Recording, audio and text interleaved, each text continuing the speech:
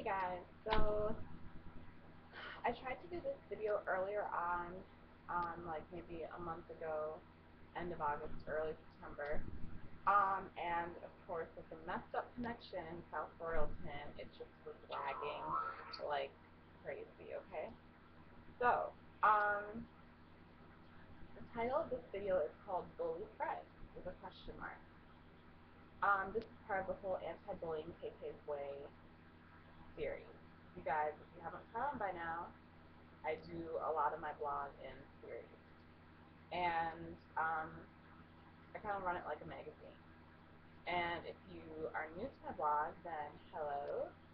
If you're watching me on YouTube, then hello. And check out the link to my blog down below in the description box. And I hope you like it. And I hope you enjoy this video. So, bully friend. To me, a friend is not a bully. So the whole thing's an oxymoron, but it's kind of cute, kind of funny. A lot of times we're told to really look at bullies and bullying from outside sources. And, you think of somebody picking on you um, online, like one of those mean popular girls. But the sad part about it is that a lot of times bullying comes from people who are your so-called friends. And I'm actually not going to refer to them as friends because I'm going to be calling them toxic people that are close to you. Because to me, a friend is not just anybody. Anybody cannot just get that title as a friend, okay? So that is what I believe. Okay, so, I think that, let me just start off by saying this. I think that we are desensitized to toxic people being around us because we see shows like Pretty Little Liars, for example. I love that show. Love Pretty Little Liars.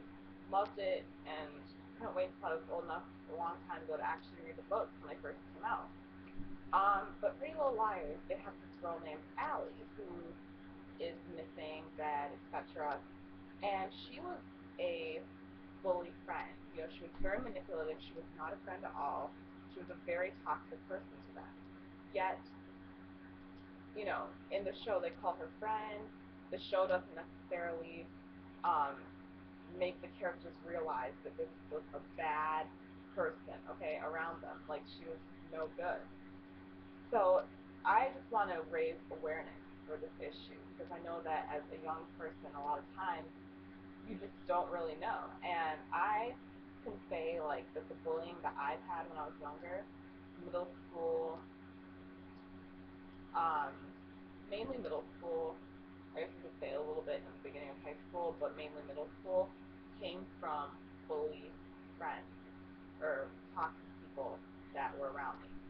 I guess a quick run through my story was I had a lot of toxic people that were around me, and I'm not saying that all of them are toxic, but to me, one person is too much for toxic. Okay, that's too toxic already, okay? And I definitely had more than one. If they just would call me fat, I'm not super tiny, which I'm cool with. I'm pretty. And they were smaller than me, and they would call me saddlebag guys and things like that, and just to put me down, even hit me, gossip about me, talk about me, just degrade me. They were abusive, and which is disgusting. And and that was just basically a nutshell of what happened to me in middle school. And obviously I didn't have high self-esteem then. I had very low self-esteem at that time, and they were like feeding off of that, bad low self-esteem that I had, and just contributing to it, and contributing to just beating me down. And that is just not a friend. And I I mean, as I got into high school, I really didn't have that. I kind of just dropped a lot of them, pushed them to the side of those toxic people. But I mean, I had one toxic person around me. The one I can really think of, she would just call me, like, be like, you're weird, and put me down because she was failing out of high school, and she had to lie about where she was going to college because she was just literally failing. and I was doing extremely well, still am, and I was doing really well, and graduated at the top. We didn't do rankings, but we had like um, two with highest honors with honors, and I graduated with highest honors. And I was a nerd, and I still am, and I totally embrace that. But she was just so insecure with herself that she tried to put me down. So that's my experience with bully friends, toxic people around me. Okay, that you call friends. Um, just so you guys know, those people are completely out of my life, and I'm happy I went through that experience because now that you're older, it really does matter more who you keep around you. And I'm happy because I was able to make way better friends as I got into college, like friends that actually made me feel good about myself and actually just like I could totally be myself with. And of course, I'm not perfect, no one's perfect, but there's a difference when you have really good friends and when you're around toxic people. And so it's just nice to have that completely out of my life. And at the end of the day, I mean, I forgive them because I can see now that when you have those toxic people in your life and people try to put you down, that just shows that they're so down and in a lot of pain about themselves. And I can see through it now with mature eyes. I'm not angry about that at all. I pity them because it's bad because when you're up, you pull people up. When you're down, you try to drag other people down. So my mother always told me. Good indicator of that. And I think that for all of you guys who are just wondering, okay, so how do I know I have a toxic friend? How do I know I have a bully friend? Um, well, a wise person told me, um, friends uplift you. And if you're not feeling uplifted, and if you're feeling, you know, being pulled down, this is the enemy, this is the friend. So if you leave the encounter with a person feeling less than, that's not a friend. If you leave feeling up, that's a friend. If you leave feeling like whatever, then that's just acquaintance. So that's just my opinion on that whole thing.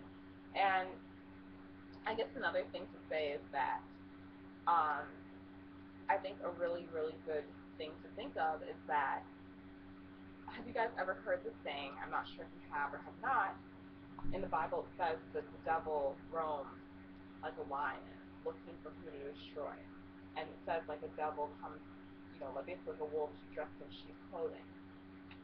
And that's just really true. A lot of times we think that the people that we should be afraid of are these like people waiting in alley corners trying to attack us, like, but we don't know these strangers. But in actuality, like my situation, the people that I was keeping around me were those devils, those demons that were trying to, contributing to me feeling bad about myself. And in the end, like, that's what the devil does. Like, he comes to kill, steal, and destroy. And they came to kind of kill, my self-esteem, steal my joy, and just destroy me as a person, and they did not succeed. And I mean, it's just interesting because you have to just look at it from that point of view that, you have to just really be careful because they came as basically dressed in the sheep's clothing. And it kind of brings me to a different point too, that a lot of times we're kind of looking, and this is just this video I'm making is almost like um, a broader point. It's a representation of something broader. That in life, a lot of times, we kind of are looking for this boogeyman out there to get us. When in fact, you kind of like have to be careful of people that you know. And not necessarily I'm talking about people close to you, but just people that you know, that you're familiar with. They say that those are people that commit a lot of themselves, the rapes and the crime. So I'm just kind of saying, be careful.